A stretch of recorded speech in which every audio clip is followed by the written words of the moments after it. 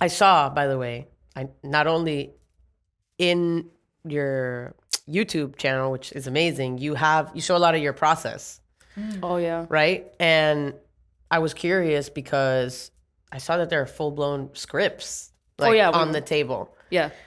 And I feel like, you called yourself an elder millennial and we're like joking about it or whatnot, but you're in a really unique spot because I feel like you were kind of in the ground when this social media, like viralness YouTube moment kind of blasted, but still like on this fresh up and up that like continues to change and everything and like your own boss and whatnot. So I'm wondering, how was that transition for you? And like, how is it that you keep creating all your content in-house, like what kind of help do you have? And then also like what kind of advice and what do you see for the future of this? Like, oh man. Just a light question for you. It's a light little question. And so I remember YouTube becoming a thing when I was in high school. And I really admired a lot of the earlier creators, and I was like, damn, like that's so cool that they're putting themselves out there. But I didn't have the money to buy equipment or anything like that, but I did make the decision to go to film school after I got my theater degree. So I went to the University of Miami. Hey. Yeah. And then that really helped me because till this day I work with a lot of my peers. A lot of them moved to LA. I'm actually in the middle of creating a short film with my friend Andy Rovira. We went to school together. And that's where I really learned how to write for sketch comedy. I worked for my college comedy shows, head writer. And that's when I really was like, okay. And I really fell in love with editing. I love editing. I edit all my own videos. Yeah. I'm also a control freak. We just high-fived. And so that kind of brought me, me and my husband decided, that's it, we got to move to LA. That's when BuzzFeed was popping off. And I was like, if I'm going to get a job anywhere in LA, I want it to be BuzzFeed because you get to do everything. You get to edit, produce, direct. And it felt like you were thrown back into film school. So I relearned a lot of things. Cool. I got better at things. That really helped me. And that's when the whole pero like thing started. And that's where I truly found my calling. Because I was doing YouTube. I started YouTube in 2011. Wow. Okay. But it had nothing to do with what I do now. It was me just reviewing like video games, comics, movies. So you really are a nerd. Yes. Yeah. I really am. I'm kidding. And it was, but then towards the end of my time on that other channel, I did start doing like the Cuban Abuela stuff. Because that was always in me. Even when when I was at a lot of my sketch comedy videos were related to like our culture. Yeah. But it wasn't until I got to BuzzFeed where it really felt like you were in a freaking crazy reality show. I was so stressed. That's when my symptoms for Crohn's started. So I was like, it was just like so much. Probably brought it on because your gut and your stress. Yeah, there was no work-life balance. It was competitive because you're an intern and you had to keep proving yourself before you got a salary job. So you had to like go viral. You had to try different formats. You had to like sell your soul essentially. Wow. And it was a lot. And then you had to like prove that you could go viral, but also prove that you had a unique voice in the company. And at the time, there weren't a lot of Latinos in the company in general. So me and my friend Jasmine, who's Mexican from the Bay Area, we're the ones that we were part of the same internship class. And we're like, yo, we got to do some Latino shit. And I'm not saying it was easy. We were met with a lot of caca. I'm sure. Especially mierda. I mean, mierda everywhere. I tell people, bro, it's not just a Hollywood whatever problem. It's in the digital space. Yeah. It's everywhere. Yeah. There were people that we had to like pull teeth and prove to them that there was an audience. Era una cosa. And we dealt with like racist remarks and all that shit. But we did it. We ended up forming, pero like, which is still a thing. But I learned early on the struggle of proving yourself as a Latina and that our stories are worth it. Yeah. From the get-go. Thank you. Yeah. And a lot of people, I think, have a misconception when it comes to being a content creator because they only see the finished product. And I love that you share the process, because people don't realize that as a content creator, you're not just the person who puts forth the ideas. You're oftentimes a cameraman, an editor, a writer, a copywriter. There's so many hats that you have to play in order to work in this world. It's funny because that was even the case for us at BuzzFeed. We were just a small team, and we were trying so hard to make sure all Latinos felt represented, not just like a specific group. And sometimes we were met with comments like, oh, how come you guys aren't doing videos about Ecuadorians? Or, you know, thinking that we were like a group of 30 people. Right. And Pero like was like 5 or 6 of us. Yeah. And so with my own content, thankfully, you know, when you curate your own audience, it's different. You kind of form like a family. It's very different from working for a giant digital media platform like BuzzFeed or Me Too. But essentially, my team is just me and my producing partner, Kevin Bosch, who is Venezuelan, Colombian, and he's from Miami also. Love that. And he moved a couple years after me, and we just clicked in terms of like writing styles. Yeah. Because for you know, a little bit there, after I left the digital media space in terms of these big companies, I was only on my own for about a year. And then he just really understood the whole Abuela's family dynamic, and like, he really helps me tell these stories. So we fully write scripts. Like we get together, we brainstorm, we write scripts. Our videos are quite long. Right now, like for a majority of our videos, Kevin films everything, does lighting, runs sound, co-writes with me, co-directs with me, and I edit, do all the sound design, and do all the social media. Wow. Higher. Good team. I mean, you guys are, Well, and act. you're amazing. Yes. Forgot that part, huh? I also play a lot of characters. It's such a joy to also be able to work with your friends Yeah, totally. and like continue to discover more and more extremely talented people that you can put in the universe, and like it's so much fun, Yeah. you know. It sounds like fun. When you find people that are in it for the right reason, Right. and you can grow together, Yeah. it's special. Because, and also I feel like I've been blessed like to see that around me, like couples or friends that work together, have businesses. And like Gemini, you know, Yeah. there are days that she wants to tie me to a flagpole, hoist me up there, and leave me for there for a while. And I say it's that? totally plausible because don't I'm remember light and saying that. smart. It's very so, specific. Yeah. I'm light. yeah, fag on a flag. Anyway, Oh my God. Wait. canceled. Guys, come on. You've been quiet so long. Don't laugh now. No. They get louder. Yeah, he's like, They haven't laughed at all until this point.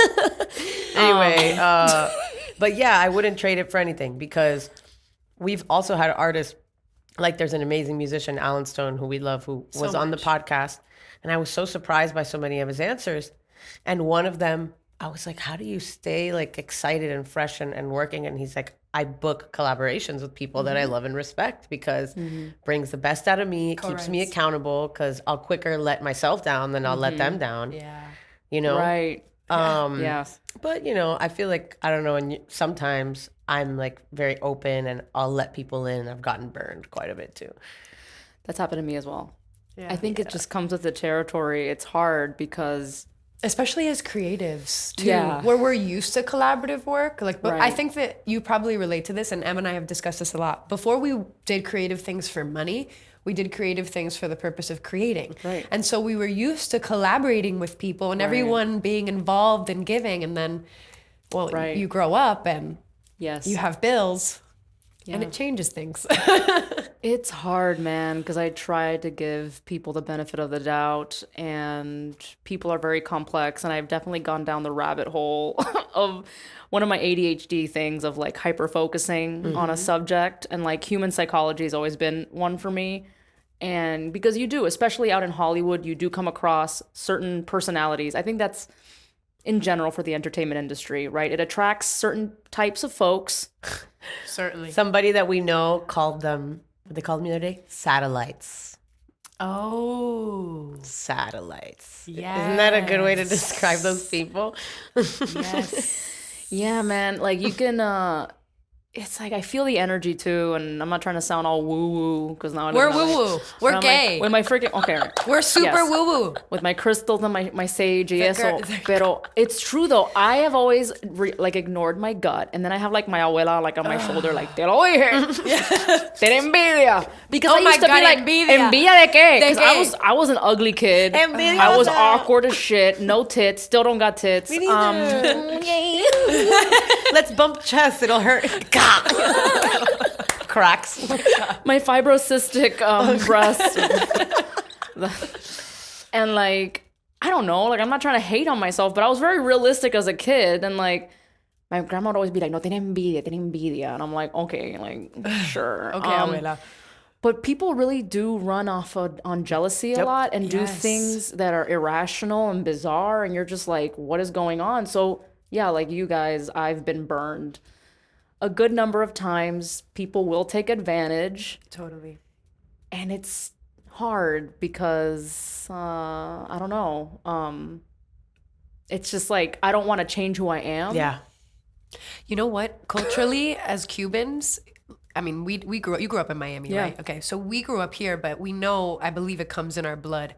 Maybe it's genetic, but our culture, especially like actual Cubans on the island, is that of like leaving your front door open and being very inviting and welcoming to anybody that walks through the door. Yeah. So I think that we sort of expect that we're all like that, and we're just not. I know. It's so hard. But you said something that I tell Em all the time. I don't want that to change me. Right. Who I really am. Like I want to keep being the person who holds the door open. Right. Just I got to figure out how to. I know it's hard. I mean, I've gotten better at trying to like set boundaries, which I know is Yeah. such like a TikTok word now. Yeah. But it's It true. is. Latinos, that's something that we We don't know how to have. do. Yeah. No, we don't. No. And especially women, like I've learned how to write my emails more efficiently. Every time I'm like tempted to say, oh, I'm sorry, I'm like, thank you for your patience. Right. Right. Iman with ADHD, I think Yeah. growing up, but undiagnosed, I got diagnosed in 2020, especially in our community. It is often ignored. People are like, well, you just got to eat better. And I'm like, what do you mean? Frijoles negro and white rice? Because like that's all you think we should be eating. Yeah. And so then there's a lot of stigma around it. And I personally grew up thinking ADHD was like a little boy disease. Yeah. Like an annoying niño Right. malcriado. See. Que no puede correr. No Yeah, para yeah, correr. like always getting injured, being like an asshole. Yeah. Always getting in trouble. And I had straight A's up until math and science got hard. Ah. And then on top of that, I wasn't a bad or even a hyperactive kid. I talked a lot, Same. and that's one of the most common signs in I girls. distracted my peers constantly. Talking. And I would come home after school, back Yep. on the phone. And so my friends' parents hated me. Yeah. I was like a bad influence. Even though I was a straight A student, I was a goody two shoes. They just thought I was a bad kid because I was so talkative. And I would just want to chat on the phone all day with my girlfriends. And, Yeah. you know, and I mean, mommy had done school. That's one of the biggest signs, biggest differences in boys and girls in school. Boys are more like physically hyperactive and girls are more tick, tick, tick, tick, tick. And also we tend to be more daydreamy Yeah. Totally. and doodling and looking out the window. Inattentive type ADHD. And so, as you can see, I've also gone down that rabbit hole.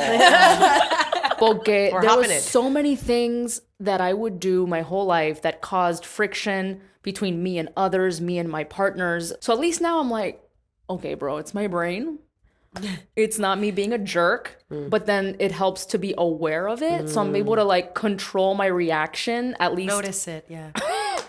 Like if I'm like really down about it, because no matter what, there's no cure for this, right? So it's like, I'm still going to feel a type of way, but then I'll just be like, you'll live, bro. Like, Just order. you know, something like else. don't ruin it for the rest. Because sometimes I'll be too sulky and I feel like I would bring the mood down with whoever I was with. And it's just like so many things. So many things. So many things. If you think this applies to anybody, go get tested. Yeah. I mean, yeah.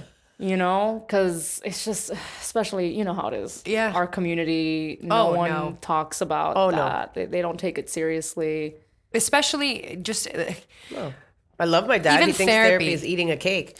Yeah. No, it's okay, yeah. Santísimo. For me, medication has helped me a lot. Yeah. I was like, what the hell was I doing my whole life without this?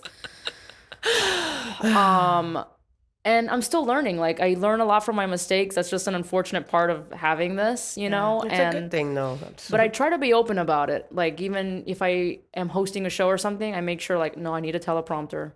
Like, at the end of the day, it's a disorder, and people need to be, there needs to be accessibility for neurodivergent people. It's just facts, you know? So I know there's a divide always. Like, don't tell people you have whatever.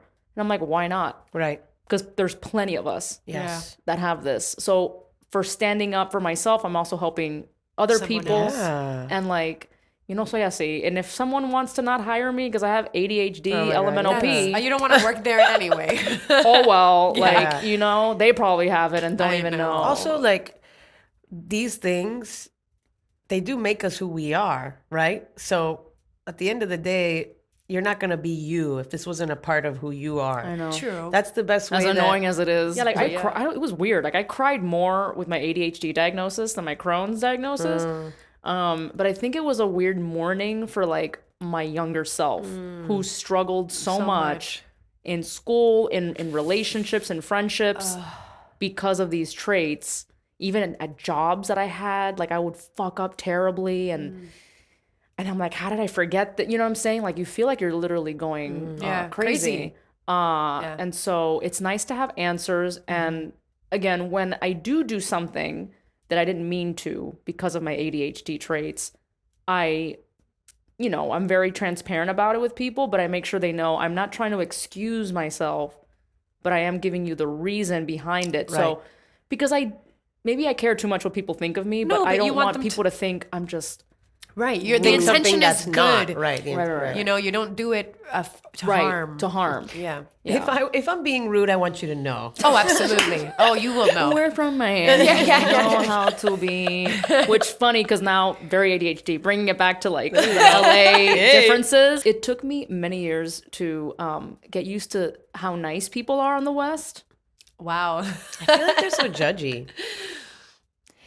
Maybe in Beverly Hills, say, it's within the industry maybe, but like, your everyday like Angelino, it's just everyone's like Angelino. Wait, you can't just skirt over that. They call themselves Angelinos. Oh, it's a real thing. I thought you were referring to like a man. Me too. I thought she's like Angelino. I'm like, wait. People, like fulana. Hold on. Like a fulana. People call themselves Angelinos. Wait, yeah, like Miamians. Yeah. Wow. So are you an Angelina? Or are you an Angelino? I'm an Angelino. Okay.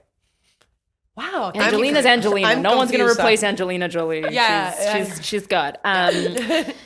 Pero, yeah, and even in traffic, like people use their blinkers. That's unheard of here. Revolutionary. People let you merge. Wow. If you use, people are more like looking out for you on the road. You mean they don't accelerate to cut Barely. you off? There's rarely a moment where you see un Papi Chulo wannabe fucking cutting people off on the road. The moment I got here yesterday, okay, every time I get, and then it's always my mom bitching, like picking us up from the airport. And my mom's like, coño carajo, She's like, these fucking whatever. And it's like the same. I wish I could film it every time and make a compilation. Yeah, you should. Every time we land, there's always some fucking people, because I'm going to be honest, is a guy usually. Yeah. Because all my car accidents in Miami were due to some 18-year-old all your car accidents? Mohong. Listen. Were you out there terrorizing the road? Bro, no. I drove a shitty Toyota Corolla from like, I had no air conditioning. Anyway, that's the whole thing. And I would always get into fights with viejos. No, not the viejos. They're the most viejos. entitled. They're the most entitled. I understand. And then the car accidents were caused by like speed racer wannabes, little boys. I remember me and my best friend, Patty, got into a car accident crossing from Dolphin to International, the most Miami thing you could do. Wow. Yeah, right. And she was at the light, at the front, turns green. She even waited, went. This guy went, hit us. We spun, went into la carreta. Wow. No. And it was raining on top of that. And I remember I had a concussion. Like I hit my head. My bra snapped in half. Don't ask me how that happened. Wait. Don't ask me. But that shit snapped. And I just had to throw that detail. Wait, so you're there She with was your- like, your- why are my tetas like feeling a little free right now? Picturing you with a bloody head and your tits out. Oh my God.